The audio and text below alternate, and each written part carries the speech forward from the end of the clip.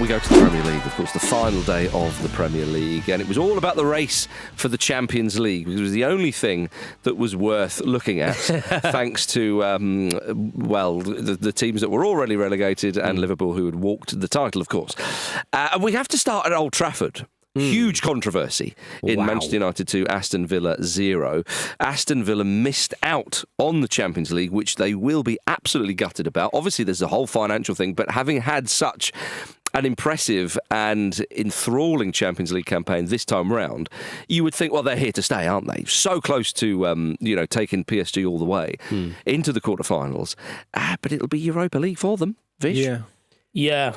I mean, that was...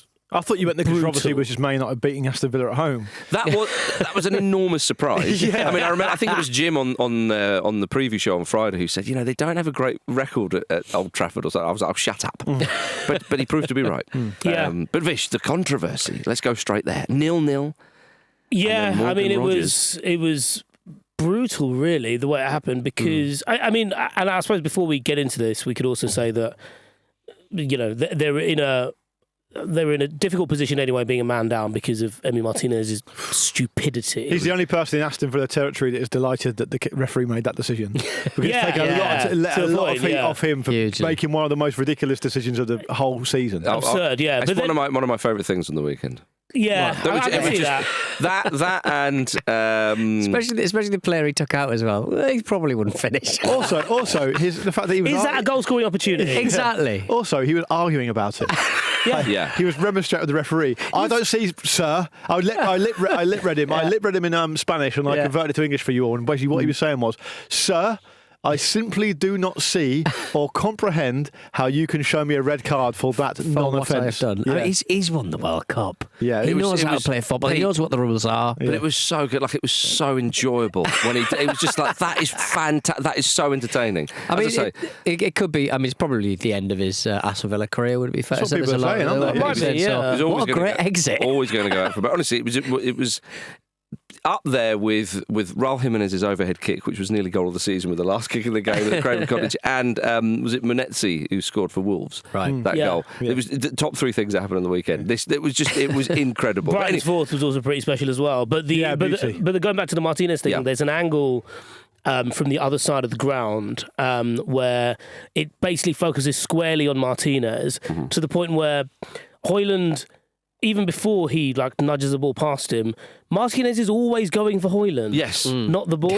Yeah. And then when he knocks him over, he's got a bit of a smirk to be like, what am I like? And the referee's like, well, you are, aren't you? Yeah, he was an idiot. It was very strange behaviour from someone who we have become fairly used to behaving strangely. But also and encouraging. We encourage that. Yeah, we do. Yeah, as you say, he makes a total beeline for him. But anyway, he gets sent off, and then we move on to the moment. It wasn't necessarily like that Villa had shut up shop from that point, because Manchester United had a lot of chances by then. But it was still 0-0. Yes.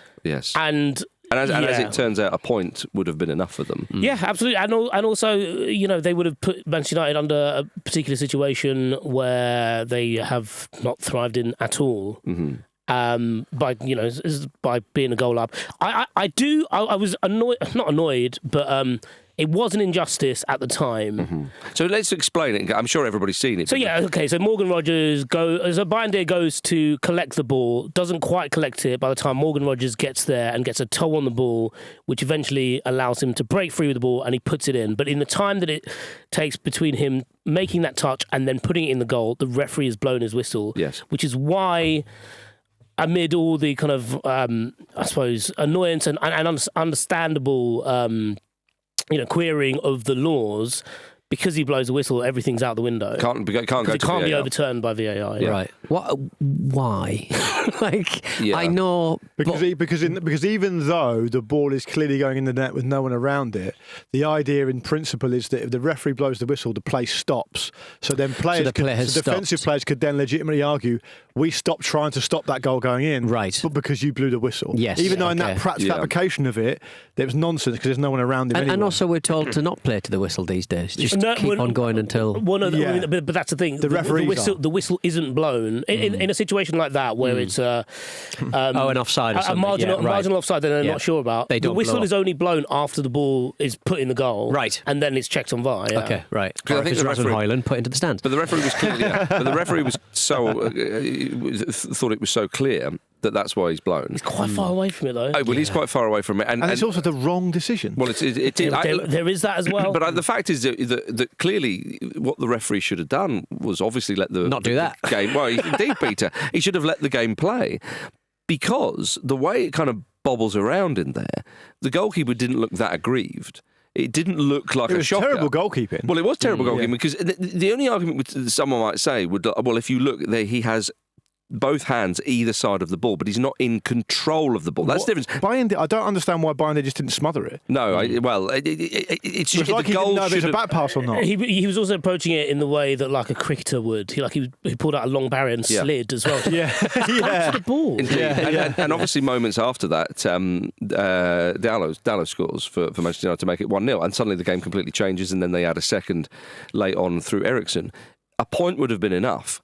That goal would have put them 1 up. I understand they were down to 10 men, but there was 20 minutes left of the game. They've been robbed. They've been robbed. Yeah. You could argue. I understand chaos theory. Man United could have won that 6-1. Do you know what I mean? But the fact is, they would have been 1 goal to the good against a very poor side who find it very difficult to get anything out of games when they go a goal down. Will Aston Villa fans be more annoyed about this controversy, or will they be more annoyed about when they should have been relegated in COVID times because the offside?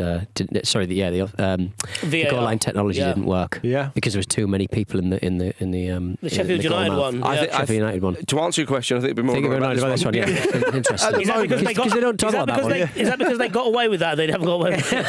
Do you know? I'd completely forgotten about that. Yeah. But it's good to be reminded this morning of it, Pete. But the thing is, important, I think. Yeah, that'll provide balance at Villa Park, won't it? I think they'll be very, very understanding of that, Peter. Fucking have a bit of that. Yeah, never forgotten that.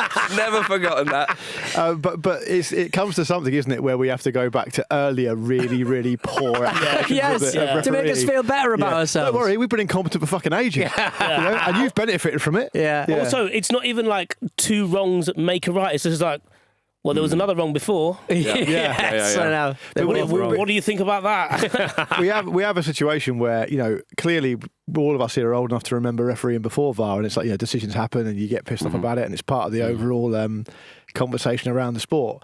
But it feels different now because clearly even the players, if you look at John McGinn's post-match interview, I thought he was fairly calm and balanced about it, but he was obviously really pissed off. And he said, look, Man United were a better team, etc., etc. And it has much more weight purely because we're now existing as football fans in an environment where we were told this wouldn't happen anymore, and why we should accept this because that would mean this kind of stuff wouldn't happen anymore. And it is still happening probably every bit as much as it happened before, just in a different admin-heavy, annoying way. Yeah, but actually, this is nothing to do with VAR. This is actually a reminder that VAR is pretty handy most of the time. 100%, yeah. Because this is like the referee made a really poor decision, and it was like, well, VAR it. Well, you can't because you're going on the referee. So actually, those who are moaning about VAR suddenly want VAR, and this is the thing. You'll never be happy. Yeah, it's also like I'm not happy. Yeah. I'll be happy. You're leading the unhappy child.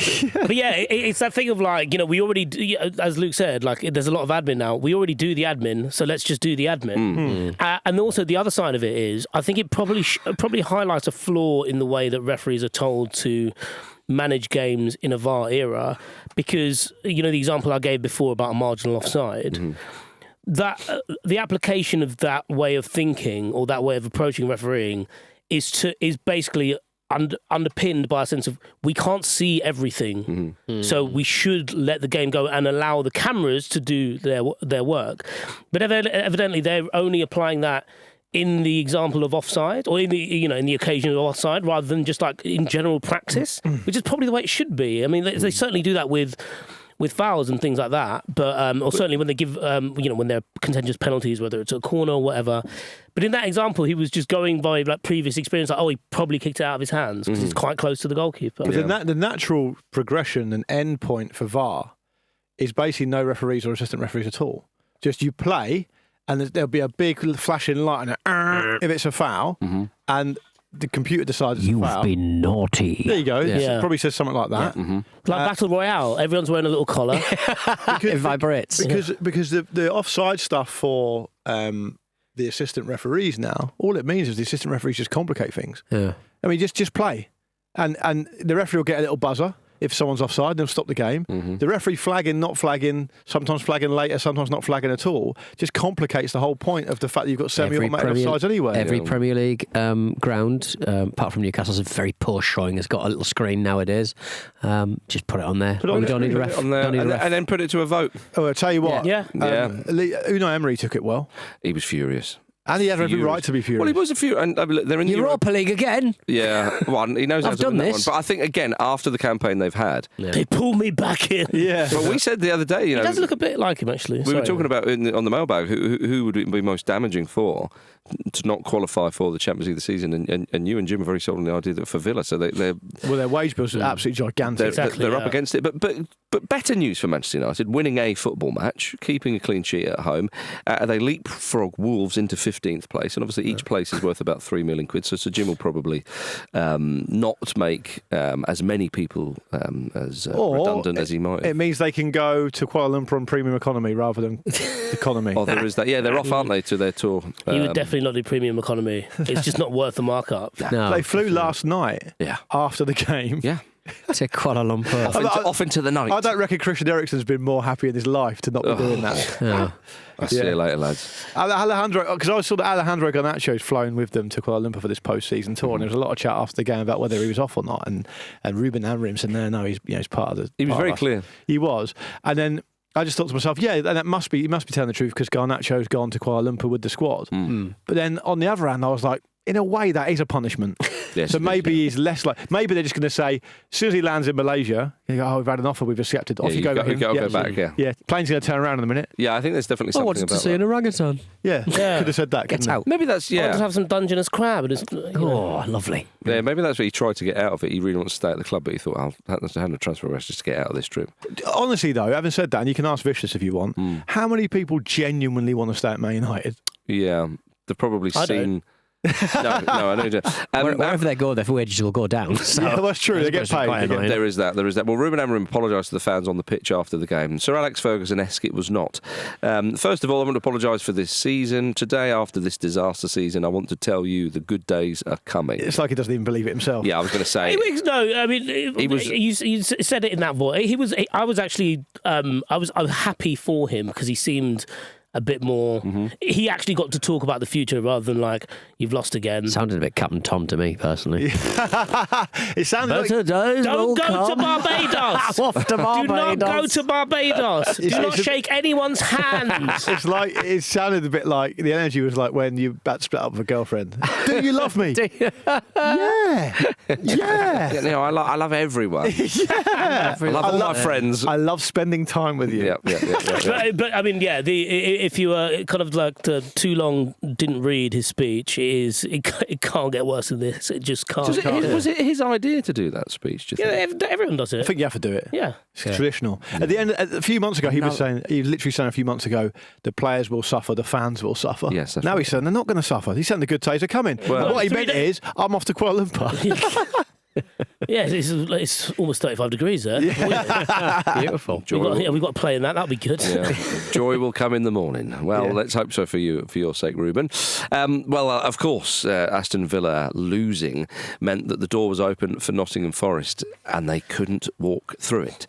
They were beaten 1-0 by Chelsea. They finished the season in 7th. They'll be playing Europa Conference League next season, and it's gutting actually. Let's say that because they've had a remarkable season, and that old thing of, well, at the start of the season, if you'd have taken it and blah, blah, blah, blah, blah. But actually, yesterday afternoon, it wasn't at the start of the season. They were in for a chance with Champions League. And the fact is, everybody bar Chelsea shit the bed on the final day, basically. Yeah. But their goal difference just, they could have done better in that regard. Well, again, a point would have got them into the Europa League. Which is a distinctly better competition than the Conference League.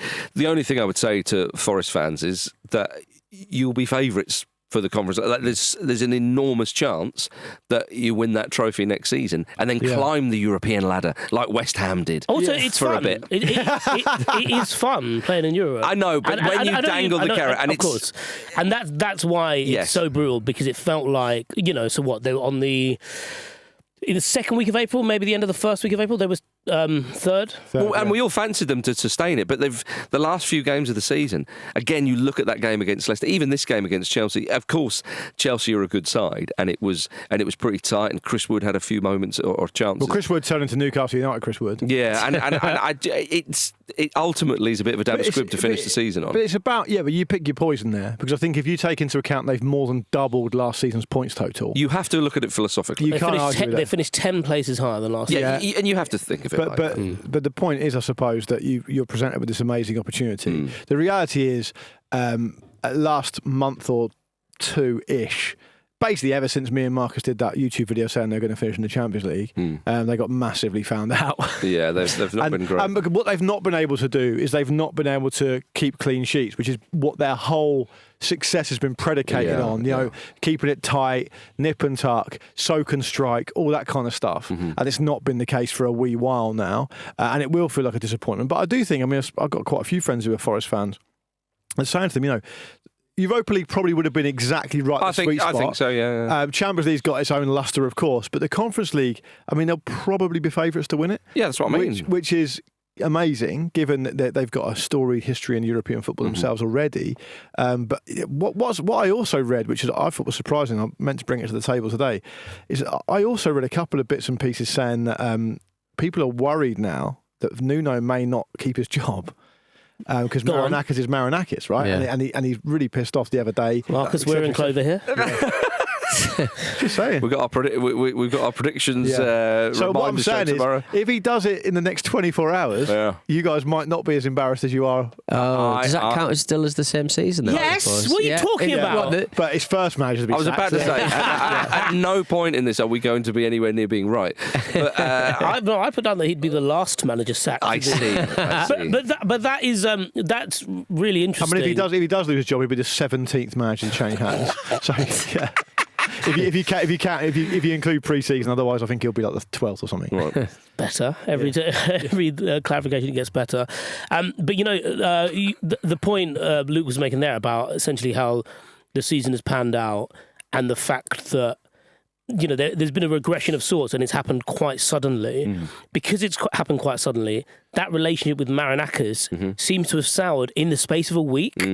Whether he was on the field, I think you're always at a hair trigger with someone like that, aren't you? Yeah, no, you are, but I suppose it's quite in your face when he's coming on the field because of the Awoniyi thing a couple of weeks ago, and also just the broader sense of like they've lost something that is huge in any other framing, whether you're talking about like Aston Villa, Chelsea, what they would have potentially lost, and Forest, who have actually lost that. If you think of if you consider the Manchester United defeat to Spurs in the Europa League final, that whole final was framed as £100 million game because of Champions League access. Yeah. That's what Forest have lost out on. And that's why he's obviously very, very pissed off. But the fans as well. I get what you're saying, to look at it philosophically, Luke. You're absolutely right. Ultimately, that's what, if you're a Forest fan, you would try and do. But the thought of playing Barcelona or Bayern Munich or PSG or whoever, back to like where it's a huge part of their history as well. Well, it is, and now you're thinking, well, who are the best clubs that Chelsea have or could have faced? Obviously the English club in the competition. Fiorentina, it's not a bad tie. Real Betis.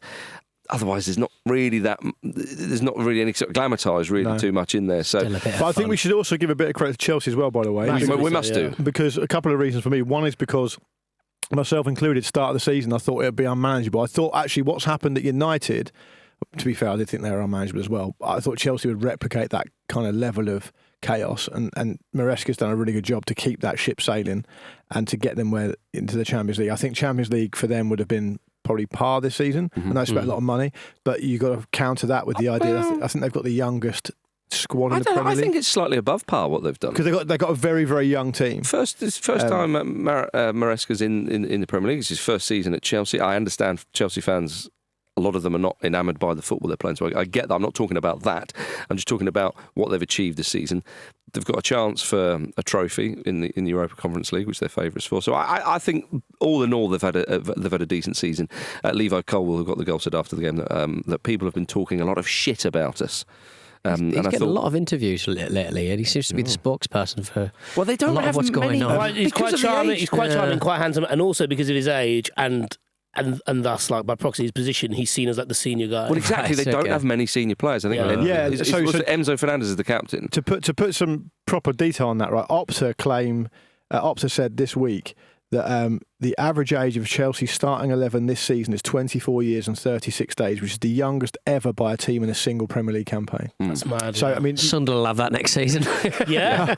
I should say, obviously, that Reece James is the captain, although I think Fernandes has done it. But yeah, so I mean, even James, we've seen him in front of the. But the youngest team ever in the Premier League. Yeah. He tells his own story. For a team where everyone was in reason to like regard them as Cole Palmer or bust, I think the way they've like ground out some of those results, has been, including this one on the last day of the season, has been finishing above Villa and Newcastle is no mean feat, of course. Very, very briefly, Nottingham Forest. Do you think that the real winner in this is Gary Neville because he's been banned from the City Ground, and if he thinks, well, I didn't want to watch Conference League anyway, so you've done me a favour. This is a really tricky one for me, Marcus, because I with every fibre of my being, I absolutely deplore the idea in any small way whatsoever that we don't have a free press and a free media to say what they want. And it's an absolute cornerstone of democracy. Yes. On the other hand, fucking funny.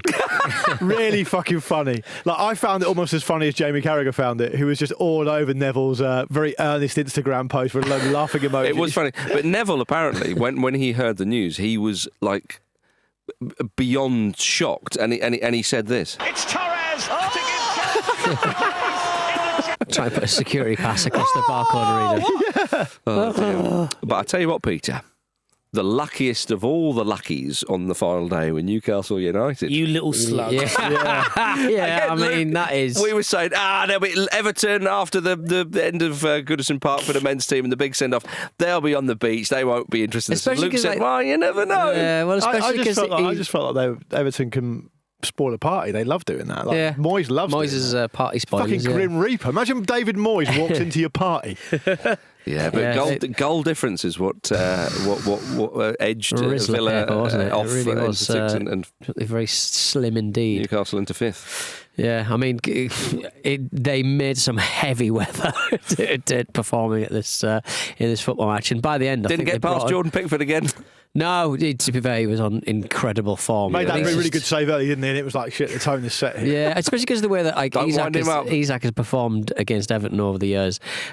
He's had some incredible performances against them, and this time round he just looked very, very unfit indeed. But I just quite like, by the end we had Wilson, Isak and Osler on the pitch at the same time. Desperate for a goal. Dan Burn in the box. It was just throwing everything at it. Dan Burn was leading the celebrations. He was, yeah. But it was a nice bit of drama, as if you like that sort of thing, which I don't. I hate it. I don't think those Newcastle players are thinking, no. This is a nice bit of drama. Yeah. Maybe we won't score. I mean, do you know what would be brilliant? If we actually lose, then we've got to be glued to our radios. Radios. Transistors, they're called these days. Transistors, I tell you, on the Everton side of the ledger, Iliman Ndiaye, it looks a great player. Yeah. I mean, I think they've got to look at, because I know there's so many players leaving Everton this summer, aren't there? There's players out of contracts and quite high-profile ones as well.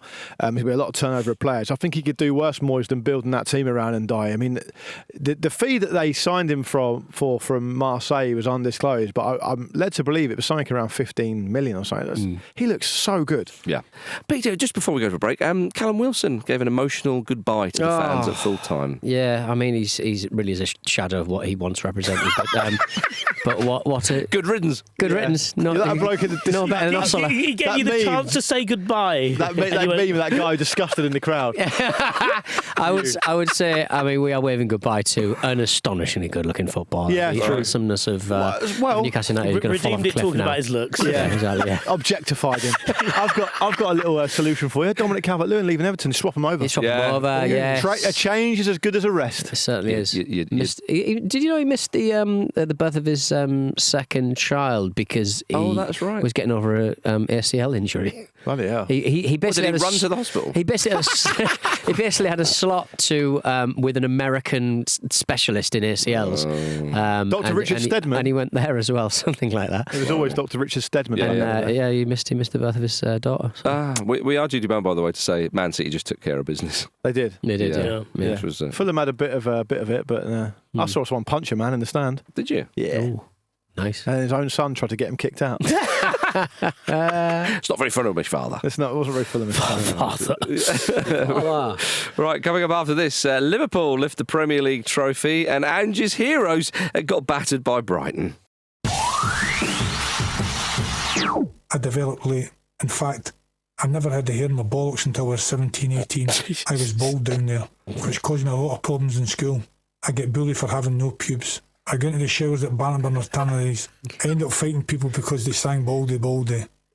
Thanks to friend of the Ramble Moon for sending us that clip from Duncan Ferguson's new autobiography. Could we get anyone else to read that? Because that is flat delivery for me. He's talking about his balls. Yeah, why did he record it in the toilet?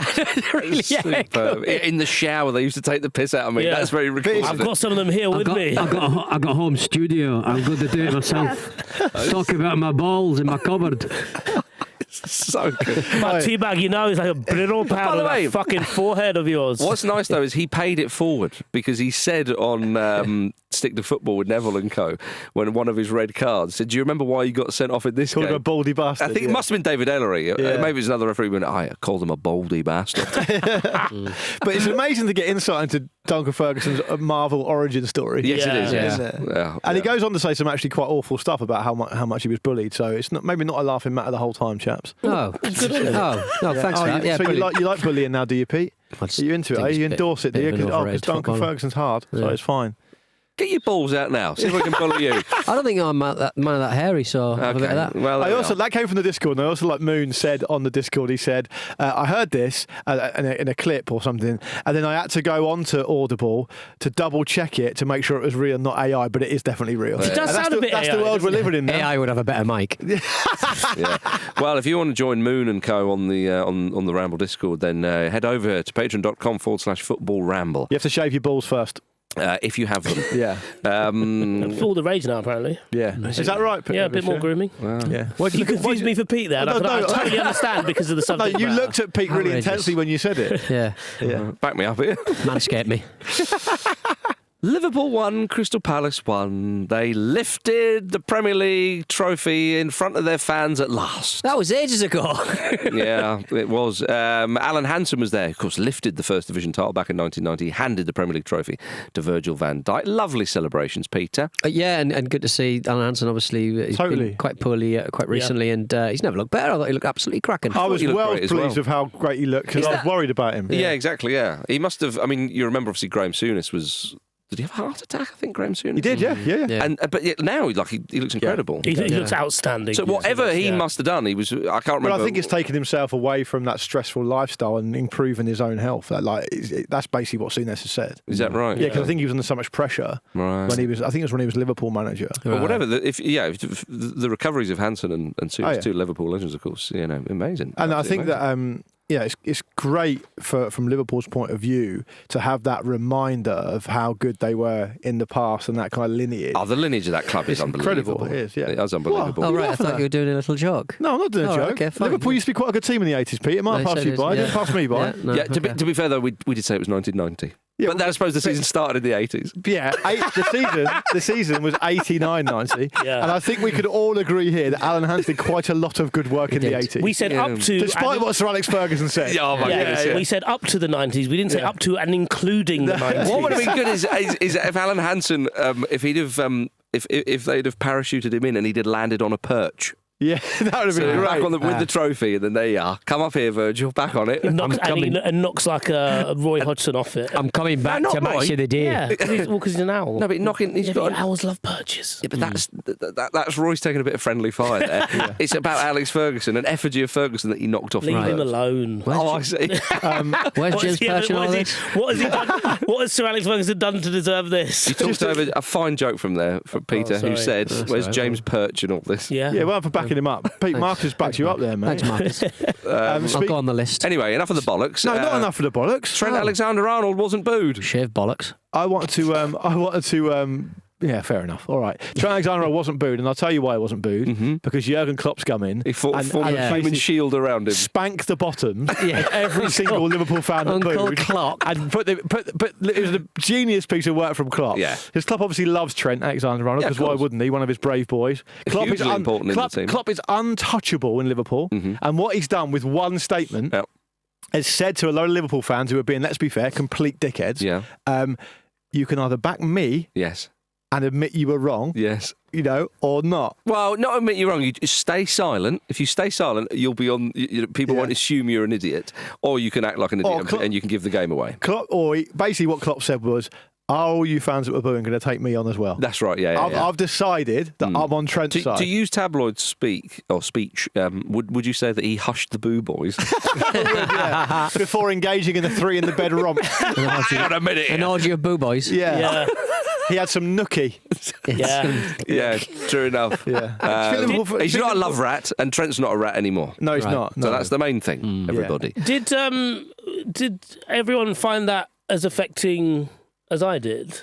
I know what you mean. I was genuinely pleased for Alexander-Arnold that he got a proper send-off because he's been a fine player for that club. And it's kind of more linked with my dad. My dad is a Liverpool fan, a very passionate Liverpool fan, very passionate football fan, which is why we end up where me and my brother support different teams. And it was quite interesting talking to him yesterday, and he was talking about Trent, and actually he was annoyed Trent was leaving, and he saw that, and he got quite emotional, and he got emotional because it's the first clip of Trent breaking down is when he's hugging his mum. Yeah. And then his family come over and they get around him. And there's something about the euphoria in those moments that I think it brings you closer to so many different people around you. And in my case yesterday, it was with my dad. But watching someone like him go through that, I think the Liverpool fans that booed would have gone with the sense of how can you do this to us? And I hope those who booed, who still have their reservations, saw that and realised how difficult it is to do something like that in your professional career when so much of you is going to be left in that moment that Trent Alexander-Arnold had, surrounded by his family in a ground celebrating a title. I found that really affecting, and it's quite a cliche thing to say of we forget they're human beings. Totally, that's exactly what I was going to say. The dehumanisation of it is really poor. Yeah, but it's so the sport and what it does to you. It can make you feel so small, even in incredible moments. Yep, and totally. I found that really affecting. It's funny. Producer Finn, who's a big Sheffield United fan, so he had a terrible weekend. He said to me this morning when he saw Daniel Sturridge interviewed Trent. And I thought it was quite fun because Sturridge is so charismatic, it's brilliant. And Finn was I hated it. I was like, why? He said, Daniel Sturridge just didn't know how to hold the mic properly. I was like, completely agree. Such a producer thing to say. Vish, are you hanging out with your dad a lot to rebuild bridges that you broke when he saw us Football Ramble live? Yeah. He didn't. So thankfully, my dad has 2 pairs of glasses, and the pair of glasses he brought with him were not the ones where he can make out the packet of cigarettes on the huge graphic. They came to the London show, the biggest screen of all, enormous. But he couldn't make out that they were cigarettes. Right. I'm sorry to break it to you, but I saw your parents at the stage door after the show, and I introduced myself. It's totally true. I said, "Very nice to meet you. I hope you enjoyed the show." And I walked out, and they said, "Oh yeah, thanks. Is Vish on his way out?" And I said, "Yeah, he's down in a minute." By the way, he's smoking cigarettes quite a lot at the moment. And I just walked out, so he definitely knows. I very much enjoyed that your mum had the same reaction to when my mum and dad saw Football Ramble live up in Newcastle back in the day, and she just said, "Good luck." That's exactly how my mum reacted. She was like, "I don't know what that was all about, but good on you." Yeah. Can I just take it back to the Liverpool game very briefly? Yes. And say that it was interesting that Salah scored late on because it felt like I was thinking to myself, they're desperate for a goal here. Yeah. Desperate, because obviously Palace have got an excuse to be after the Lord Mayor's show, as of course Spurs did, and we'll come on to them in a minute. Jesus. And Liverpool, it would have been such a flat thing to lose. I know it would have been forgotten about in a few minutes, but it would have been so flat. You're absolutely right. You want a bit of cheat. You don't want to lose the game as well. All that kind of stuff. Because again, it was old at St James's Park. They lose the game and then they come out and they celebrate it. But I understand that, of course, because it's almost they have to go inside the dressing room, have a reset, then come out again. Yeah, but they earned it. Whereas Spurs won, Brighton 4. are fitting into their season. Yes. I mean, like... Did you see the ovation after the fourth Brighton goal? By the way, has it been a good season for Spurs? I can't work it out. So this is the point. So one of my mates is a Spurs fan, and I literally saw him on the way into the Ramble this morning, and he was there yesterday. And I was like... Because I'd seen a few people talk about it, that as soon as the fourth Brighton goal goes in, by Gomez, and it's a banger. Oh, yeah. Like bends it Beauty. The whole ground, literally the whole ground, starts celebrating. And I was like, is that what actually happened? And he was like, my mate was like, I've never seen anything like it. Everyone starts celebrating, and Spurs do like the slowest, most emotional rendition of when the Spurs go marching in. And he said he started crying, and he was like, we've lost 4-1. They really messed up that pitch by walking on it, didn't they? They did. Oh, ruined. But that's what a trophy win can do. I mean, I loved it when Ange finished 17th with 38 points. When Ange was asked by the BBC reporter, how do you assess the season, right? Which is a totally fair question. Yeah. It's not poking at him or anything. No. It's how one might ask a manager.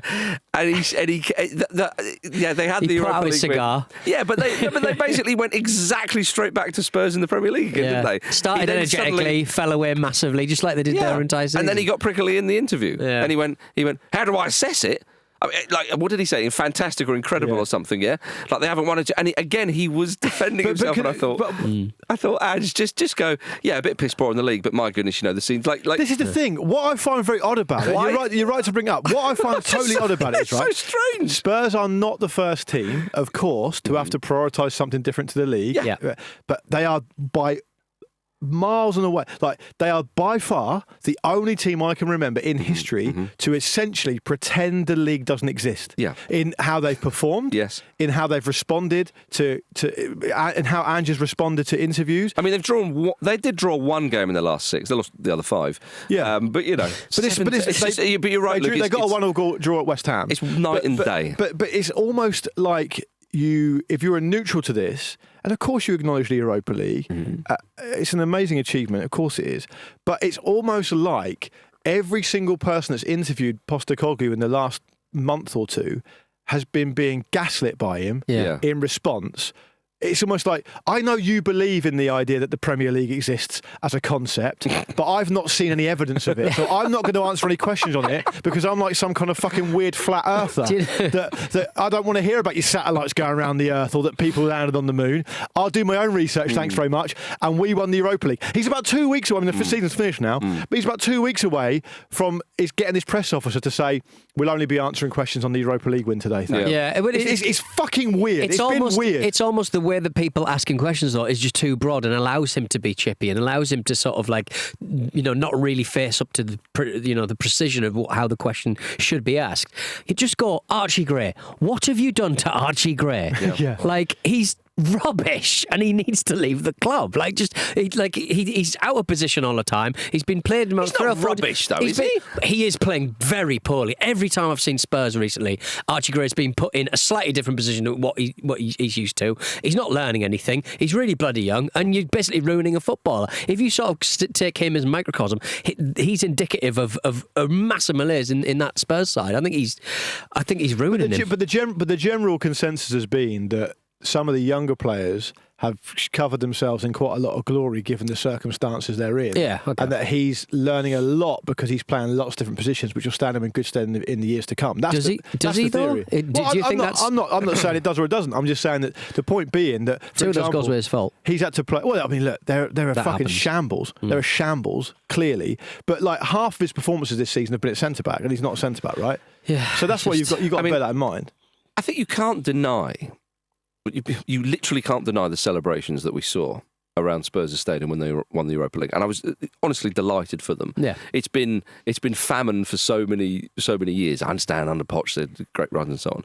So what he's delivered them is brilliant in that trophy. But as you say, Luke, this idea that therefore the Premier League form hasn't been that bad, like the season hasn't been that bad. It's historically bad. Yeah, and he kind of admitted that. Or he did admit that on the pitch after the Europa League. And so it was kind of like that was the kind of, I suppose, maybe you might say the real Ange or whatever, where his guard was down because they'd just won the trophy. And I thought he spoke quite eloquently and quite almost statesman-like, and I thought fair play to him. And Jim and I spoke after we did a Ramble Reacts after the Europa League final, and I was delighted for him, and I wanted him to do the old mic drop and walk out of there, and I think that would have been great. And, he's put up a lot of flack, credit with the Europa League. But when we are reminded of the league form, as we say, like they get battered at home, and then at the end they parade the trophy, and it's meant to be, come on, everybody! It's like yes, of course, but you can't sort of like divorce the two. The Europa League is not a season in itself; it's a part of the bigger picture. And you can't. It's hard to say this kind of stuff in the position we're in because you look like you're just trying to be churlish about what they've achieved. Mm-hmm. But look, let's be absolutely clear. With the size of budget they've got, right? If you gave so many other teams essentially permission to give up on the league, to give up on 30 of the 38 games in the league this season. I mean, they would be winning European competitions. If you're going to, why wouldn't they be winning it given the teams they've played against? Well, to give Pete a bit more credence, on the Archie Gray thing, using Archie Gray as a lens. I think you've got a fair point because I don't think you can honestly say that in the last 10 games or whatever, Archie Gray has played particularly well because none of them have played any very well. Because their performances have been fucking shit. I mean, how do you assess this? Yeah, I mean, I don't care for like looking through teams they beat and whether they should or shouldn't have beaten them because they won it and fine. Yeah. Okay. And we're not saying that Spurs fans shouldn't celebrate a trophy over what they've done in the league because that's. Yeah, we spoke it before. Mm-hmm. It's been quite cool actually this season. Of the trophies have gone to teams who I totally agree appreciate with them. Totally agree. But the other thing I'd say is just next season is going to be so much harder for Ange because I'm not saying that Spurs wouldn't want to win another trophy next year, but a lot of those fans who've enjoyed this trophy and the celebrations and whatever have paid to go to those games where they've basically thrown the towel in because and this is before as well. This is before they were in the latter stages. They were throwing their hand in with a few games because of injuries, weren't they? They were almost to a point of like, well, what are you going to do? We could play differently, but no, my ideology is such that like we're going to put Archie Gray in a situation where he might be the only centre back, during a particular transition with the other team as a ball. So. Yeah, I honestly don't know what they're going to do going forward, but he has to. If he's going to do anything, he's got to take cues from how they approach the last stages of the Europa League, and to play with a bit more discipline because he can clearly do it. And when push came to shove, he did it to help them win a trophy. So. Yeah, well, as we'll end the Spurs chat with what Ange said during the bus parade in North London. I'll leave you with this: like the best TV shows, the third season is always the best, which is obviously not true. A lot of people online saying. Reminding us of the Red Wedding, what season that came in. Yes. Yeah, second season 3? I think so. I think that was the point of the second season of Arrested Development better. Second season of The Wires, I think the best. The Bear, first two series much better than the third. Right, there you go. Breaking Bad, third and fourth season probably the best. Yeah. Right. They are. It's not. We're giving a lot of credence, aren't we? It is not. He talks a lot of shit. It's not TV, but to be fair to him, I did enjoy being here now. I was just thinking that I'm really looking forward to the second season of Amarim. Yeah. You didn't really get a full first, did you? That was like a little EP, wasn't it? You like a horror series, don't you? Yeah, I do, yeah. You've had a 4-track from Amarim. We've had an English series, I can't wait for the American remake. There we are, you see. And well done to Brighton, though, for finishing 8th, even though they won't get European football. Even that's quite funny, isn't it? Who gives a shit? Yeah. All right. Well, Brighton didn't... No. But I mean that, like, they've done so much right. Yes. And they batter Spurs 4-1. And they're like, what are they doing? Where did they get that trophy from? Yeah. McTominay got the goal this season on Match of the Day, I believe. So, he did. That was the vote. Good goal. Well, everybody, this evening on the Football Ramble YouTube channel, Luke and I will be grading every single Premier League club season. How about that? Yeah, I volunteered for that, and then I realised that it'd be so much work, and I spent 3 hours yesterday putting together my grading for every single fucking team. I don't know why I volunteered to do it. So it's going to be like a Pokemon card. You better watch it, because it's taken loads of work.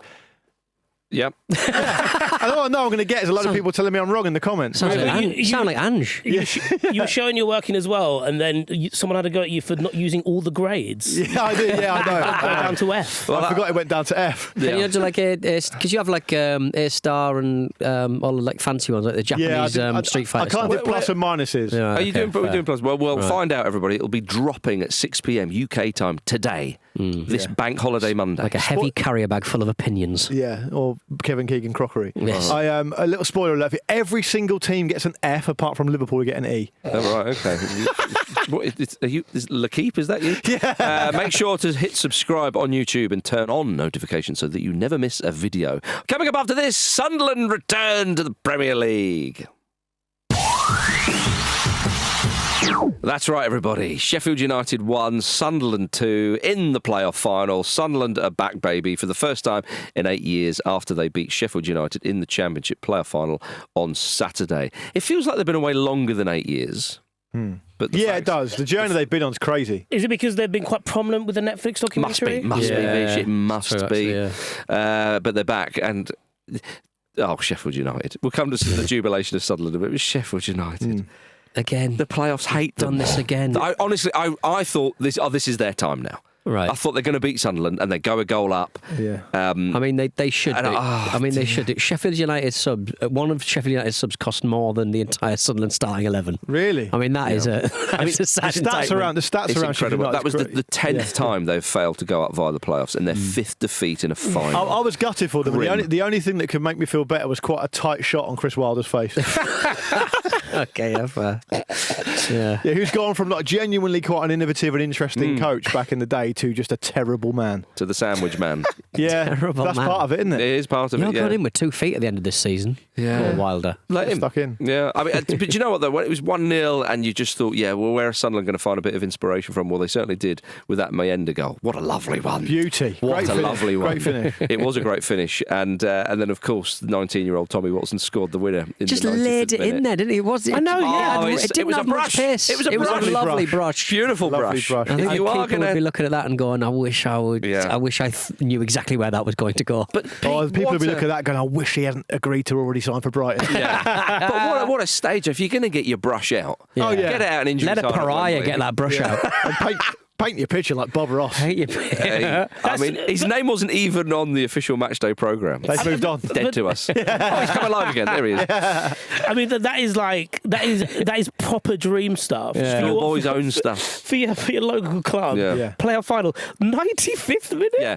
I'm leaving and you can't be annoyed at me. Yeah. You cannot. Have a bit of that, Trenters. The only thing I would say about Sunderland that will perhaps temper their enthusiasm being in the Premier League next season is that it's been less than 24 hours for the tabloid press to link them with a re-signing of Jordan Henderson. Now you're talking. Well, Get the band back together. To be honest, they're not only a young squad, they're a very small squad as well, and they are going to have to sell to. Well, Luke O'Neill's the only player over 25 in the starting 11. What a journey he's been on. He's been there for such a long time. I mean, he's been an incredible servant to Sunderland, and to see him with his old arm in a sling celebrating was incredible. Yeah. Sprinting down the touchline, amazing. It's not a difficult thing to picture, is it, that Jordan Henderson just repeatedly apologising for performances on Match of the Day next season as Sunderland struggle to get more than 20 points. Well, it's just. They can't afford his wages. Don't be silly. Yeah. Well, he was there though, wasn't he? Are they going to sort of speculate on this at this point? Are they going to spend a lot of money? Because obviously they fell out of the Premier League just simply because Martin O'Neill spent £1 billion on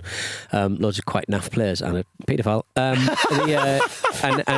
that's where the rot started. That's where the interest in like Amazon and stuff started on Netflix. And they are the Amazon stuff on Netflix. The Amazon stuff on Netflix. I forget which is it. Netflix or Amazon? I forget who picked that one up. Is it Netflix? Snapchat a GIF onto TikTok. But the premise behind the Netflix show was, they're going to come back up, aren't they? Right. Yeah. So they never did. Yeah, but so we'll have our, we'll hitch our wagon to what will be soon to be a Premier League club again. Right. Okay. Yeah. At a cheaper rate. But the EDM intensified and they didn't get up. But they are going to have to spend money on those kind of Jordan Henderson, James Milnery kind of guys. I think. What you've got to look at. Get Welbs back. Get Welbs back.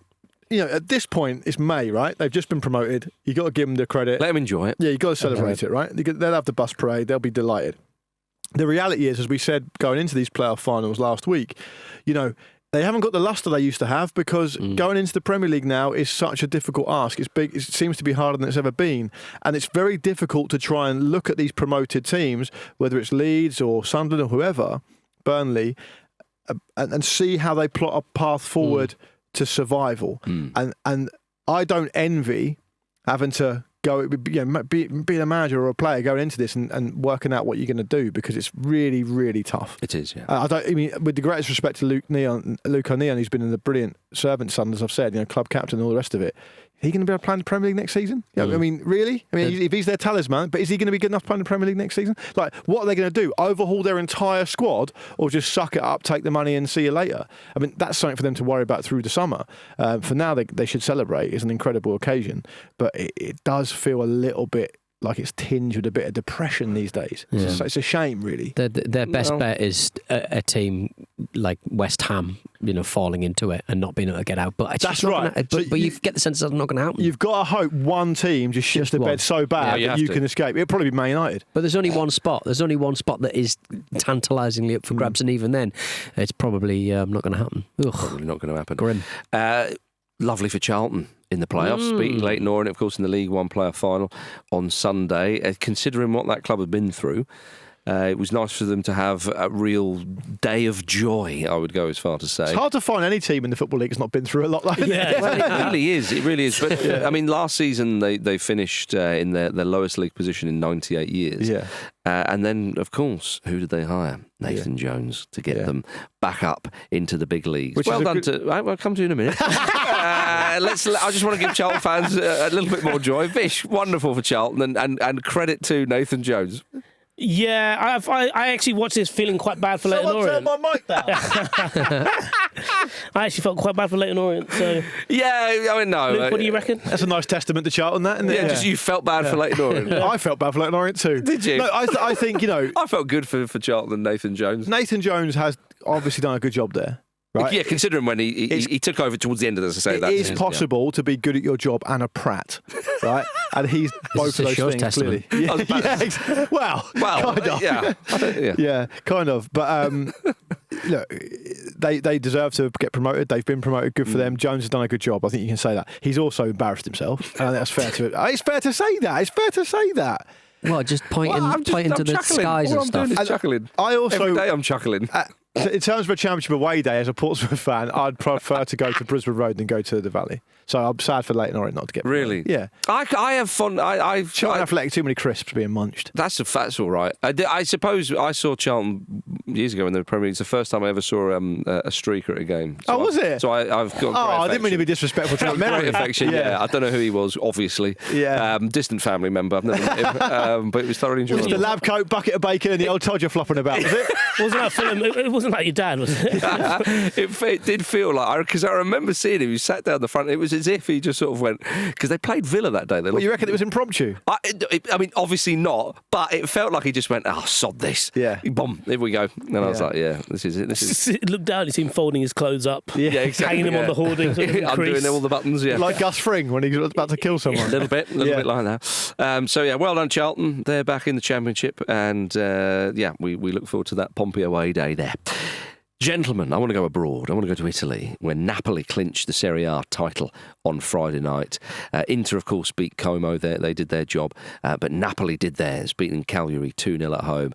And, of course, the man of the moment, the man for the ages, McTominay, scored the goal to get them going. And it was a beauty. It was. I love it. Real surprise, that one. Scott McTominay in Napoli is absolutely wonderful. Is that the greatest move anyone has ever made? Winning the FA Cup with Manchester United, getting the hell out of there while it all falls apart, and then goes to Napoli, is voted MVP in Serie A that season, wins the title, gets that goal, and is genuinely now a cult hero. He's hot girl summer, isn't it? He is. Yeah. Well, absolute glow up. He's a cult hero, and if he carries on like this, he'll be a legend. I'm starting to think Manchester United might not be the best environment to play.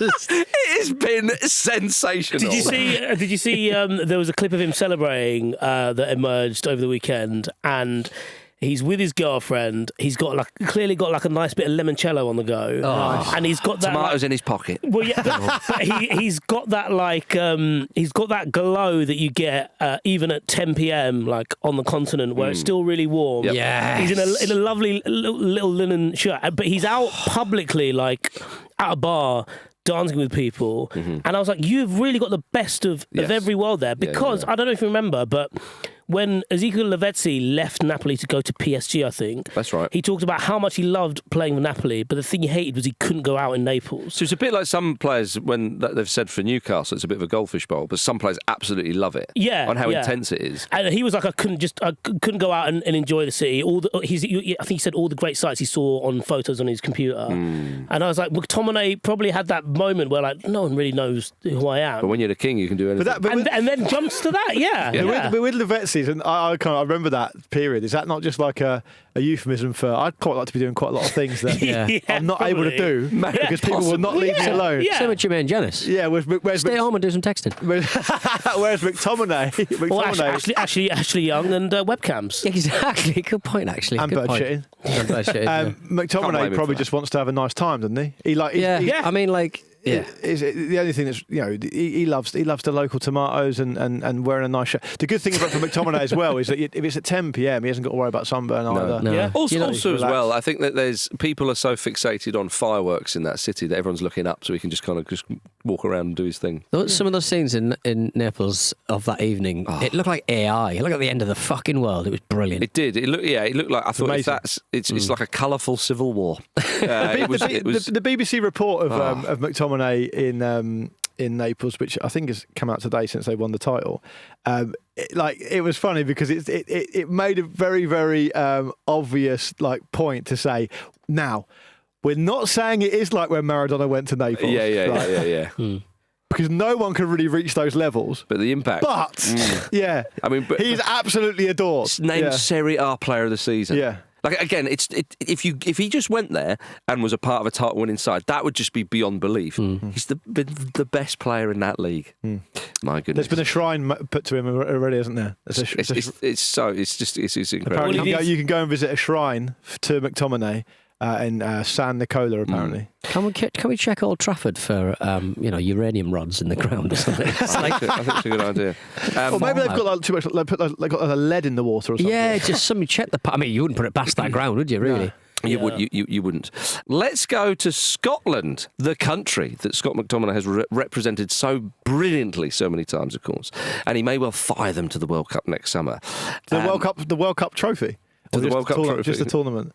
Imagine that. So they're kind of not comparing him with Maradona now. Yeah. If he took Scotland to win the World Cup, yes, you could then compare him with Maradona. Okay, fair enough. And then all the other records aren't necessarily football-related records, but that's true. Prevent you re-entering countries and stuff like that. That is very true. Aberdeen beat Celtic on penalties. What a story. To win their first Scottish Cup in 35 years. They did win the League Cup in 2014, which is still a little while ago considering the size of that club. But 35 years they hadn't won the Scottish Cup. And they did it. It seemed unlikely, and then Kasper Schmeichel gave him a bit of a helping hand. What was he doing? It was a very odd decision. It wasn't the oddest decision of the weekend because obviously Emiliano Martinez made a worse one. But it was a massive error. He's been so good this season, hasn't he? And he does that. Did you see when Dimitar Mitov saved the penalty? And he's like, wait. Not yet. Very much a Davy Marshall for Scotland against Serbia. Yeah, it was. To that. Very much a kind of Jordan Pickford, go mental and tell everyone to calm down. Well, they did it, so it was so well done to the Dandies. Yeah, they've had an amazing history. They've won some great trophies as well over the years. So I know you've always got the spectre of the old firm, but it does feel a little bit like a long time, 35 years. I think Graham Shinney was saying that Sir Alex Ferguson sent him a little message. Oh yeah, to G him up beforehand and stuff. Neil Warnock as well. Possibly not. No. Okay. Yeah, survived that particular run, didn't we? Either way, whoever sent a message of encouragement, one thing we can know for sure is that currently, as we record this now, Graham Shinney is still pissed. Good. 100%. Good. Big fan of that. It's a bank holiday.